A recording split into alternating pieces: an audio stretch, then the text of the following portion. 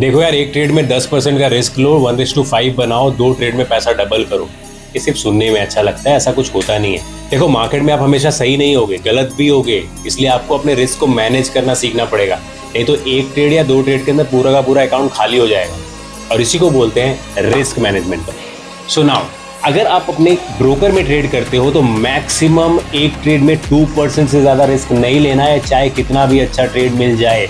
इस बात को याद रखना। अगर आप प्रॉप फॉर्म में ट्रेड करते हो तो पूरा का पूरा रिस्क मैनेजमेंट चेंज हो जाता है। कुछ लोग तो आजकल प्रॉप फॉर्म में भी बोलते हैं यार कि 4% का रिस्क ले लो, पता नहीं क्या बोल रहे हैं लोग। ओके, अब रिस्क मैनेजमेंट यानी कि पर ट्रेड, एक ट्रेड के अंदर 2% से ज्यादा रिस्क आपको नहीं लेना है अगर आप ब्रोकर में ट्रेड करते हो तो। प्रॉप फॉर्म के लिए नहीं है ये, प्रॉप फॉर्म के लिए मैं बाद में वीडियो बना दूंगा। अब रिस्क मैनेजमेंट का एक पार्ट है रिस्क टू रिवॉर्ड रेशियो यानी कि RR।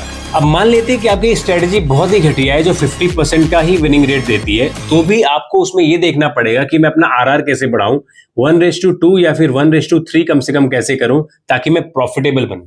अब मान लो कि हम 1% का रिस्क ले रहे हैं, आप 1000 रुपए का रिस्क ले रहे हो, तो उसके बदले में आपको 2000 बनाना है या फिर 3000 बनाना है।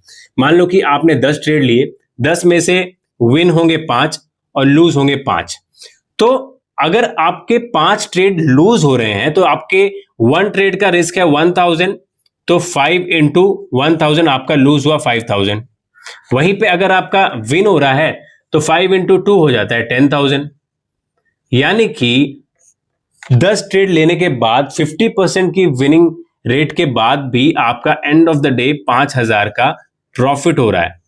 यही अगर हम 1:3 के साथ कैलकुलेट करें, 5 ट्रेड आप विन करते हो 1:3 के साथ, तो आपका 15,000 का इधर प्रॉफिट होता है और इधर 5,000 का लॉस होता है। यानी एंड ऑफ द डे आपका फिर भी 10,000 का प्रॉफिट होता है। इसी को बोलते हैं रिस्क मैनेजमेंट, इसी को बोलते हैं रिस्क टू रिवॉर्ड रेशियो। तो कभी भी आपको 10% 20% का रिस्क नहीं लेना है एक ट्रेड के अंदर, नहीं तो पूरा का पूरा कैपिटल वाइप आउट हो जाएगा। देखो, आपकी स्ट्रेटजी कितनी भी अच्छी हो ना, आपका रिस्क मैनेजमेंट अच्छा नहीं है तो आप प्रॉफिटेबल नहीं बन सकते।